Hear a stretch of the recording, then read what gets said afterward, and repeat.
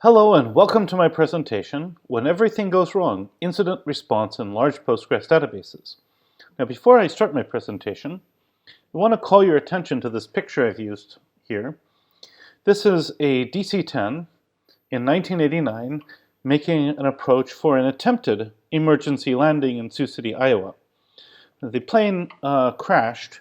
But as we'll see, this is actually a very inspiring case in terms of emergency management generally, including within IT. Now, my name's Krris Tрэверs. I'm the Director of IT Operations at Adjust. I run the database department, the platform department, and such. And as a result, one of my major jobs is to keep everything generally running.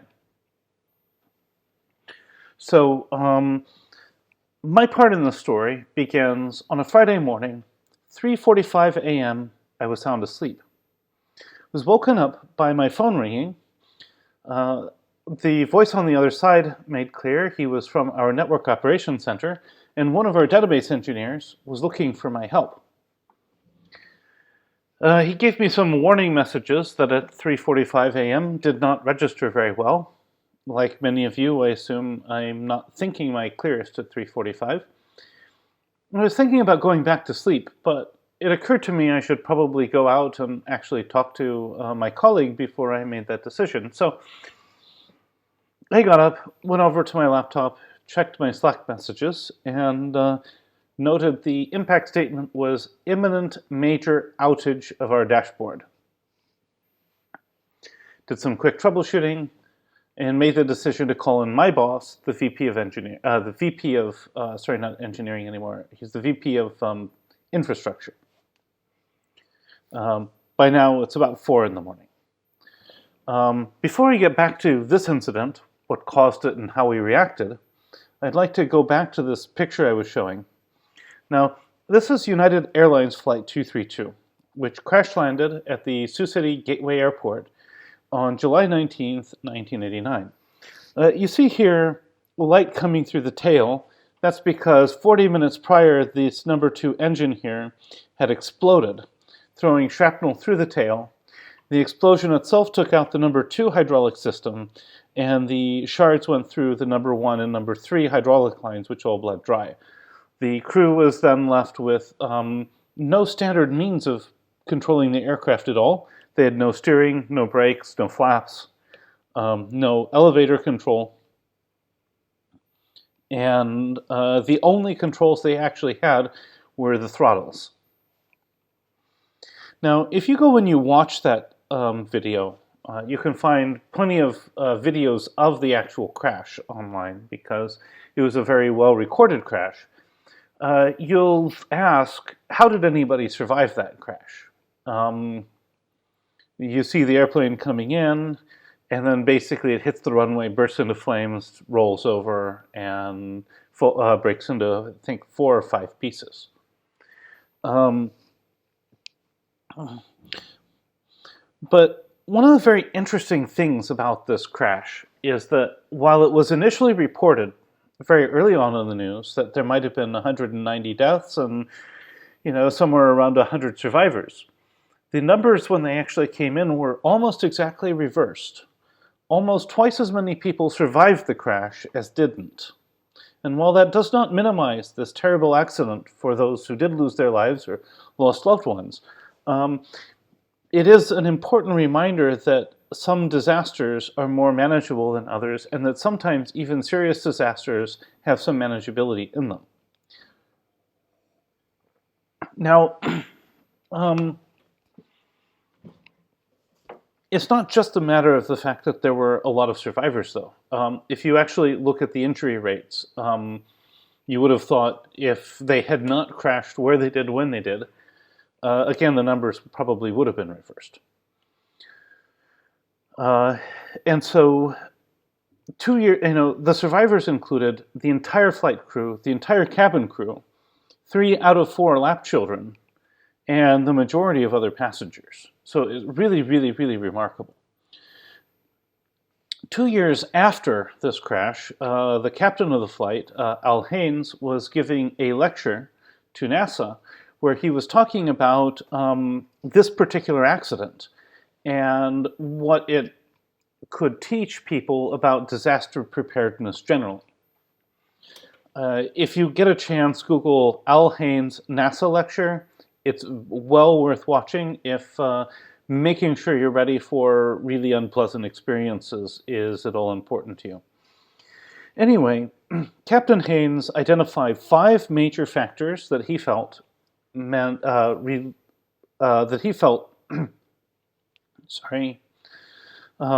the survivability that they saw that day.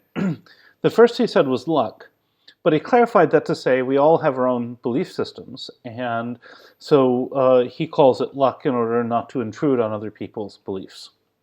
The second one is communication, and this is actually the single largest one, as I'll talk about today, because it is on top of communication that the other 3, response, execution, and cooperation, are built. You can't coordinate an execution, and you can't cooperate or coordinate anything if you can't communicate. Responses, execution, cooperation, those are all things which rely on communication, and all these 5 factors apply very, very, very much to IT emergencies. Now, one of the things about this crash is that the way people usually portray the crash in popular media is that you had 4 heroic flight crew members who figured out how to control an uncontrollable aircraft and bring it in effectively to an airport where they finally crashed.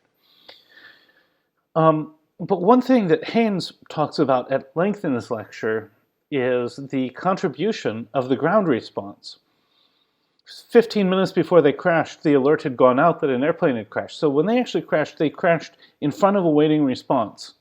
And hospitals were fully staffed, double-staffed even, and had lots of volunteers from the other medical clinics and stuff.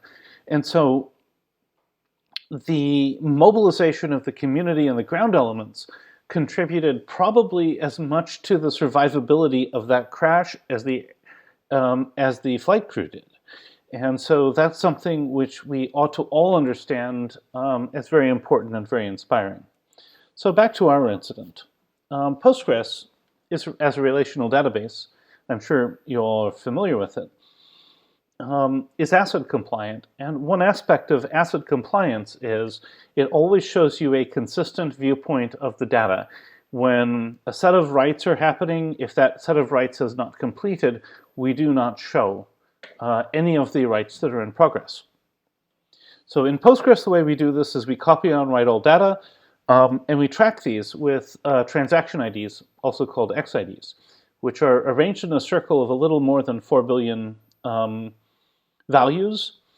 Half of these values are ahead of any given point, half of them are behind. And so it's very important that all of your, that your most recent XID is still in the future side of the oldest non-frozen XID. And the oldest non-frozen XID always has to be in the past of your most recent XID. So cleanup, because it freezes these old transactions, in fact, rotates the circle for you. And if you overrun things, what was in the future, what was in the past becomes in the future, and so you can't see it anymore. This is data loss. So Postgres tries very hard to keep you from losing data. It will shut down when it gets close and stop writes. And we were approaching this point, but we had not hit it yet. Now, in our specific case, these cleanup routines, auto vacuum had stalled for 8 days. We were at the point when I got up less than 10 million transactions away from wraparound. And within hours, we knew Postgres would shut down because we were using about 2 million transactions an hour. And auto vacuum was stuck vacuuming this table that's 3 terabytes on its own, plus 6 terabytes of indexes. Probably not going to be able to vacuum that in time, especially if we don't know why it stalled. And it's worth noting here, a lot of people say we fix XID wraparound by making them 64 bits, but by the time you face this issue, something else is wrong, and all you're going to do by making these XIDs 64-bit is you're going to allow yourself to dig yourself into a deeper hole before something else breaks. So after going through this, I'm very not in favor of making XIDs 64-bit. So onto our luck. Timing of the incident was very helpful to us. It happened at 1 a.m. UTC. We happened to have a database engineer in Japan, which I'll get to in a moment, who noticed this within about an hour of it starting, hour and a half. And so by the time I was woken up, we were, basically almost 2 hours in to the warnings. But that was, still meant that we had 6 hours or so to respond. Finally, even better, the day of the week was Friday, and on Friday our dashboard is used the least. So we had the most flexibility in deciding what to keep running. If this had been on a Sunday or a Monday, we would have been under a lot more pressure to get things done, and so we would have been in far worse shape. But since it was Friday, we were heading into the weekend. People weren't going to use it very much on the weekend, so it took a lot of pressure off of us. So I want to talk about our preparedness and what really enabled us to weather this incident and come through it as well as we did. Because we had degraded services for about 36 hours. None of our production services ever had to be shut down. All we couldn't do was display all data to the dashboard, and a few other minor related pieces of functionality. So 2.5 years before, we had some stability issues. Actually, they were performance issues, which led some clients in Asia to be very, very unhappy. A couple of them even churned and were no longer customers of us. So in response to this, we instituted a number of reforms aimed at making sure we got all the customer complaints as quickly as possible and in as helpful a way as possible. We opened a direct line of support a direct line of communication to support. And this allowed us to address things like database issues bidirectionally. We could talk to them, they could talk to us. The second thing we did was we set up regular meetings with the support department to address stability and performance complaints from customers. Now, what these two things did was they ensured that we had a pattern of communication of talking to support. So when we needed to talk to support, we knew how to talk to each other. Because we knew how to talk to each other, we could give them the information they needed, and they could keep our customers updated and with all the information they needed to understand what needed to happen. The final thing was I fought for a while and finally got the ability to put a database engineer on the ground in Japan. Now, we did this so that we'd have somebody talking to Japanese support and operating on Japanese early morning hours. Again, it was aimed at communication, but here, of course, we also ended up with the extra time necessary because this was noticed at 3 in the morning instead of 9 in the morning when everything was about to break. So once this started, and I got the VP of infrastructure on the line, we started a video call. And we have some very important rules on these sorts of things. Everybody's equal. Anybody can say, stop, let's not do this yet. Anybody can object to any measure. Anybody can ask any question. It's highly interactive. And the major reason for this is because we want to know what we know, and we want to know what we don't know. It's very important that we don't do something that makes the situation worse. And so we have a strong emphasis on verification. So, for example, how close can you get to 0 before Postgres shuts down? I'll get to that one in a moment. But we'll talk about that communication as we get a little bit further. Now, going on to the first 3 hours, because the first 3 hours are basically, we're trying to figure out how bad the situation is. We're trying to figure out what we can do before everything gets worse. We're trying to figure out what options we have to resolve the issue without taking down our dashboard and leaving our customers without the ability to get information from us that can prove to them that we in fact are still processing all the data that's coming in. So the first question is, how close can we get to zero before Postgres stops writes? I mentioned that before. I asked that question. Mael checked the documentation. He says 1 million.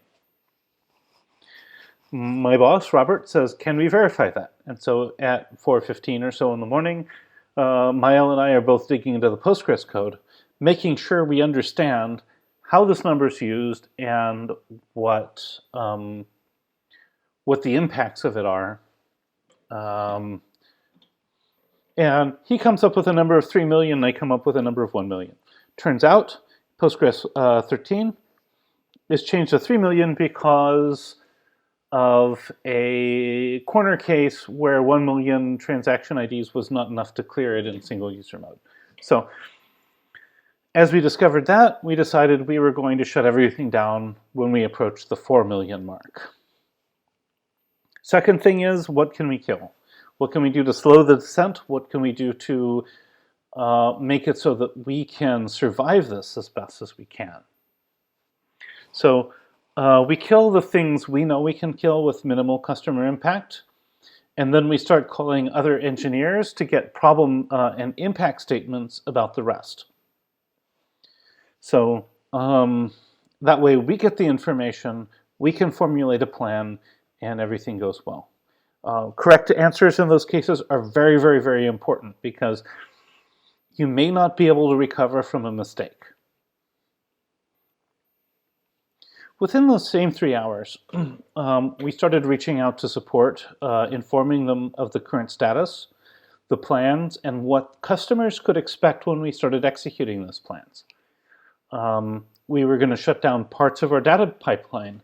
That would mean that new advertising trackers would no longer show in the dashboard until we could get things back up to speed. We reached out to engineers in other teams for impact statements about shutting down these components. We determined we could shut them down safely. We made necessary changes to our infrastructure to do so. And it's important here to note that the communications we engaged in those first 3 hours set the tone for everything that happened. Our communications with support started strong, and they were strong the whole time. Our communications with some of the other development teams were really strong, and they continued strong all the time. Our communications with one development team in particular started out weak, and we never recovered that. That particular development team ended up spending the whole time being unable to figure out what the situation was, and they, in fact, had a lot of difficulty figuring out how to participate in, the recovery also, because we had to shut down some of their components too. So the next 3 hours, we executed this plan with advance warning to support. We told support what we were going to do. We told them what customers would expect. The development teams were already aware of what we were going to do. They chipped in, answering questions. The one question I got from support was, is the dashboard going to go down? And I was always able to say, we think the risk is very low, but if it changes, I'll give you advanced warning. Support teams were able to have a clear idea of what to expect from customers and what to communicate to tell the customers what the situation was, and that the overall processing of the data was not in any danger, and that certainly on Monday everything was going to be fine.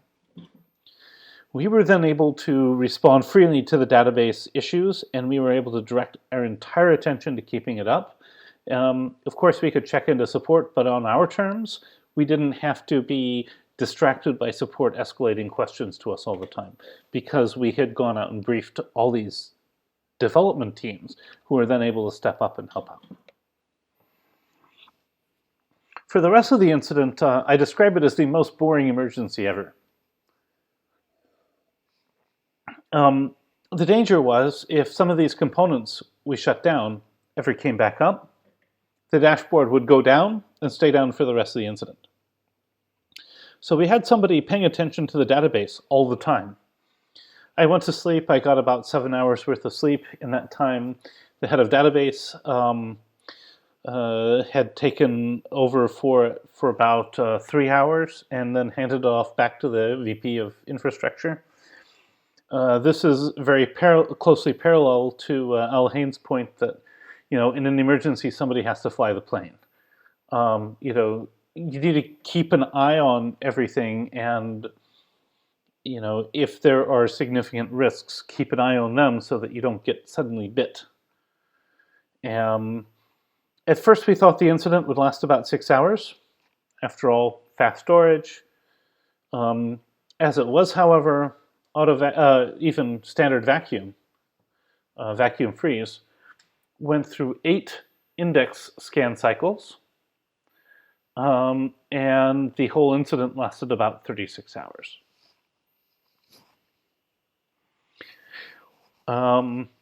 During those 36 hours, we had made a few adjustments to things. I had tested whether vacuuming the oldest RHEL frozen XID, RHEL frozen XID table in a database, in fact, rotated the DAT frozen XID, and it did, so we knew we would be fine once this finished. We restarted services, we did the engineering necessary to make the data load faster to get things up to speed, and then we reached out to all the other development teams saying, hey, we're up, all this data is now real time, can we help you figure out what you need to do in order to get your components corrected, as well as get an ETA on a full recovery everywhere. Now, we still had a few major misses in communication, but those misses were with the same teams where we started out with bad communication. So where we focused our communication at first and made sure we had it well, including calling people in the middle of the night, everything went very nicely. Where we decided not to call people in the middle of the night, we had continued problems throughout the incident. So that's on us. It's not on them. So I want to talk quickly about lessons learned. First of all, our shortcomings. Transaction XID wraparound problems don't happen because 4 billion transaction IDs isn't enough for somebody. They happen because you're not picking something up in monitoring, something's going bad, and you've missed an important trouble sign. That's what happened to us. It's the case in every other transaction ID wraparound case I've ever actually had a chance to talk to people about. We fixed that during that long period of time of watching the database. We actually put in monitoring so that we could, track and hopefully next time get, a week of, a week of lead time. That would have been really nice. Then we wouldn't have had to shut anything down.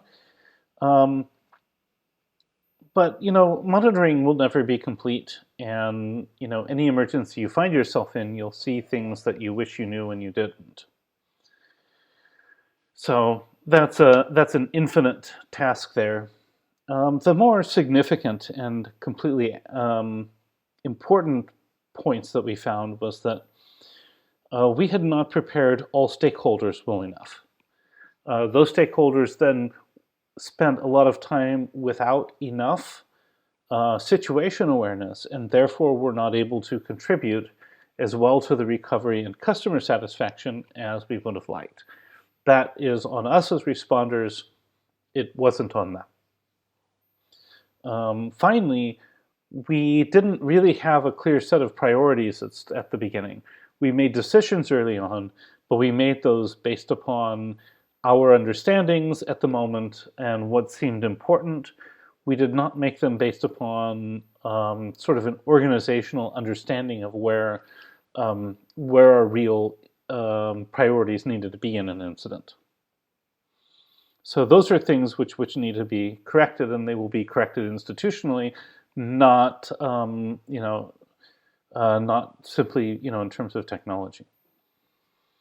Now, the second thing was, this incident showed us the way in which preparedness that we had taken from one set of disasters carried us through another one, when this was a very, very different situation, and the importance of being prepared rather than just focusing on recovery.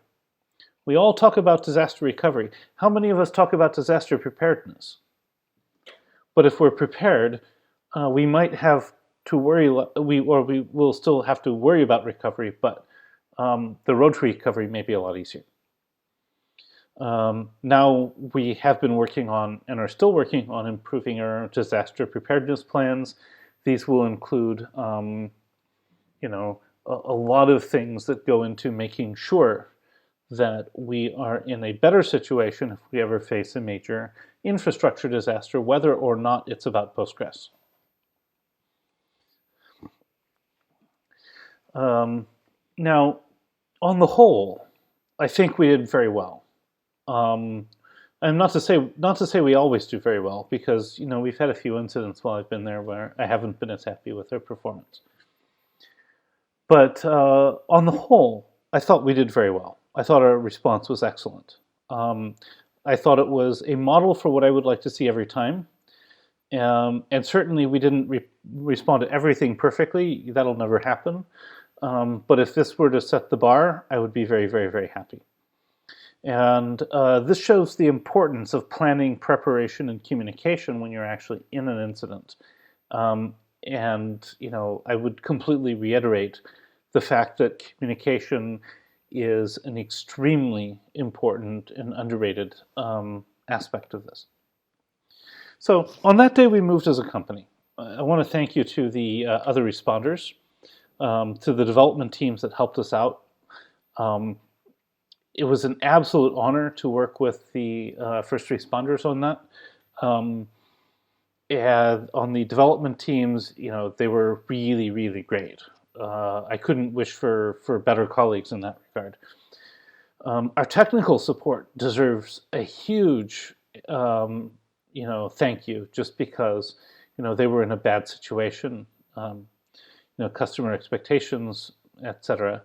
And, they were able to really rise to the occasion and, make sure that all of our communications to customers as well as back to engineering was solid. Couldn't ask for better help from the tech support team. Management was great. They mostly stayed out of the way, and I don't know to what extent they were helping behind the scenes, but we really, really did respond as a company.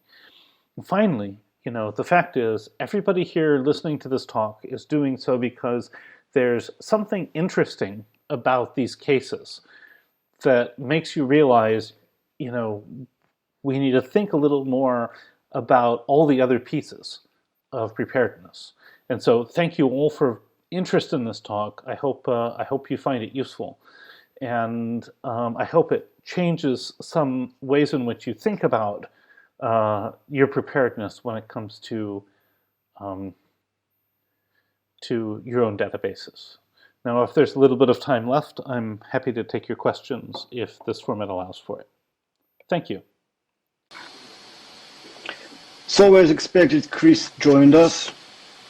If you have any questions, welcome, ask them in our chat, and we will have a little talk.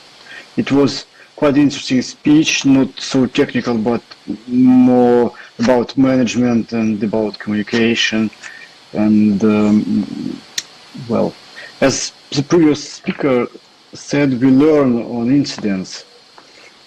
And well, once we fall, we learn to work much better than if there's everything smooth and clear.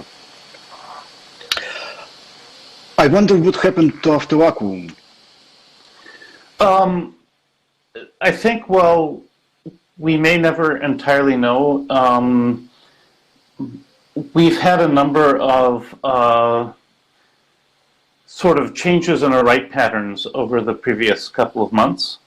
And it's quite possible that we just simply overwhelmed auto vacuum, especially with the cost-based delays, and at some point it got into a run where it couldn't finish. When we checked it, it had been running for 8 days. It was doing very little disk I/O, and it had not completed the first index vacuum cycle. Which basically meant that about 30% of the table was massively under vacuumed. I see. So it was sort of stale at state, and it was doing some work, but you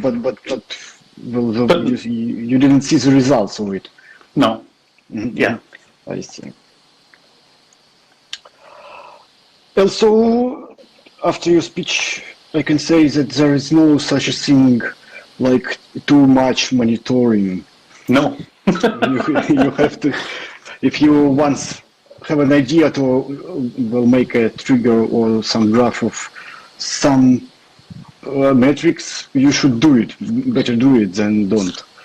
So, yeah, in this particular case, one of my big frustrations was that we had actually tried to gather this data like about 3 years before, but the engineer involved in that had apparently calculated the age wrong, and so it never got into our production monitoring. And I only discovered this while I was trying to kind of figure out how to throw together some emergency monitoring, that in fact we were trying to gather this data, but unsuccessfully. I see. So, and also, it's I have to say it's quite good for one to have incidents Friday evening. You should better have incidents Friday evening than any other day. Yeah, well, I mean, in this case it was Friday morning, but yeah, I mean, the timing was such that it really took a load off of us.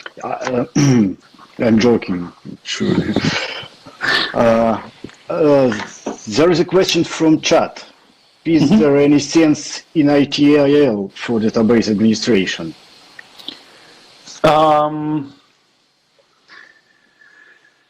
That's a great question.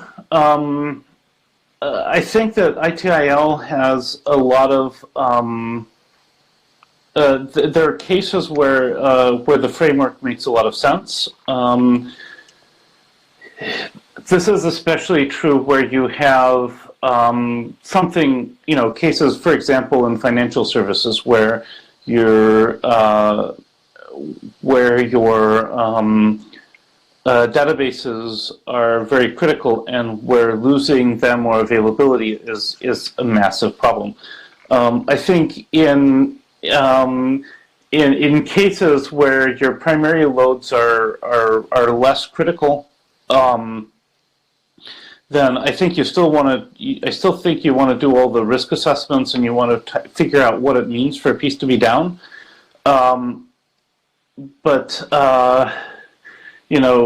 Once you get to a certain size, I think that the kinds of problems that you run into tend to be different. And so, while the methodologies help you, you also kind of have to adapt them and move in line with the sorts of incidents and problems that you've seen in the past.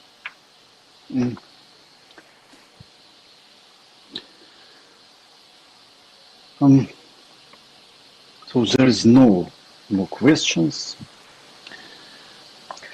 You said about sort of horizontal communications and well, sort of team made of different layers of supporters, developers, engineers, etc.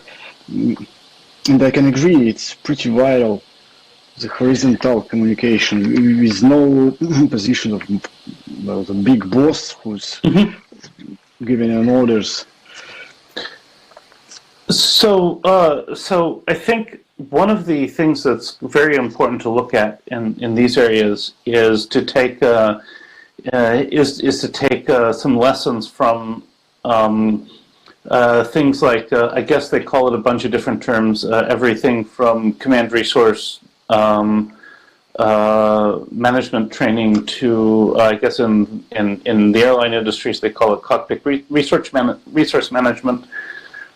Basically, the idea is that when you're in a difficult situation, you make sure that nobody is completely in charge, but that people who have specific responsibilities have the freedom to go ahead and do those responsibilities. So, what we would be happy to do is to, we can take care of the database, we can brief other people, we can explain to them what we're going to do. Support can talk to the customers.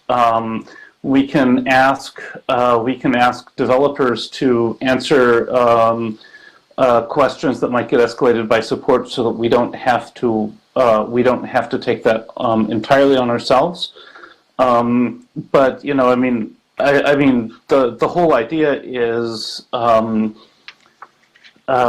communicate outwardly and try to make sure that that other teams are in a position to help you out, because we think about these sorts of incidents as purely technical problems, but when it comes to a customer's experience, their concerns are going to range from is my service available, is money I'm spending on related things at risk, and do I feel like you know what you're doing when things go wrong? And those three questions are actually extremely important in these sorts of cases. We referee advertising campaigns. If customers need to stop their advertising campaigns, that's a big deal. Mm-hmm. And they need to have the confidence to know that when we say they don't need to, they're happy with that. And that means that the support people who are talking to the customers have to have a pretty good understanding of what's expected and what's not when the customer reports a problem.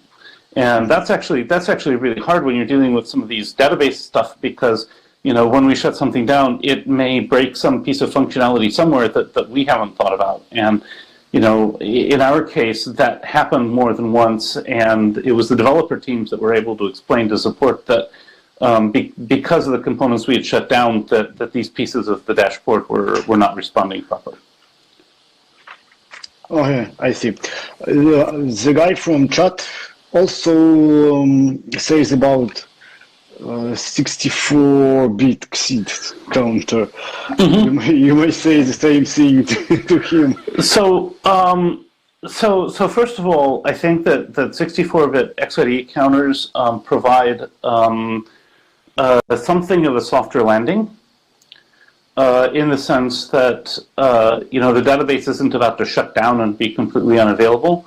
The downside of them is that these situations don't happen just because you ran out of transaction IDs. Usually you run out of transaction IDs because something else is broken somewhere and vacuum is not progressing. The fact that vacuum's not progressing on itself is usually a bigger deal.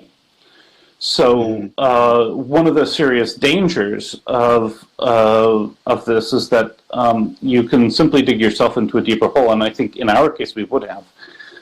There may be plenty of other cases where 64-bit XIDs would be very helpful, and I think if you have all the right monitoring, it would be it would be something that where you certainly don't have the time pressure, but it's also a danger that you could dig yourself into a much deeper hole, vacuum-wise, and have a much harder time getting out of it.